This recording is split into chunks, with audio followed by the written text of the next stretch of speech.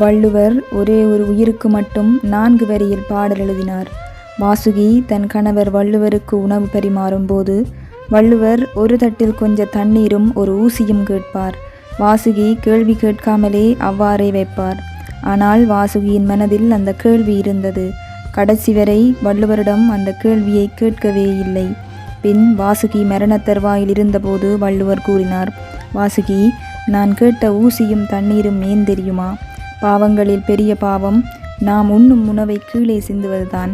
நாம் சாப்பிடும் உணவு கீழே விழுந்தால் ஊசியால் எடுத்து தண்ணீர் உள்ள தட்டில் அலசி மீண்டும் சாப்பிடத்தான் அதை கேட்டேன் என்றார். பின் வாசுகி இறந்து விட்டார். வள்ளுவர் கண்களில் கண்ணீருடன் 4 வரிகளில் பாடல் எழுதினார். அதாவது, அடியவனுக்கு இனியவளே, அன்புடையவளே, என் சொல்படி நடக்க தவறாத பெண்ணே, என் பாதங்களை வருடி தூங்கச் செய்பவளே, நான் தூங்கிய பின் தூங்கி எனக்கு முன் எழுபவளே, பேதையே, என் கண்கள் எப்படித்தான் தூங்கப் போகின்றதோ இரவில்.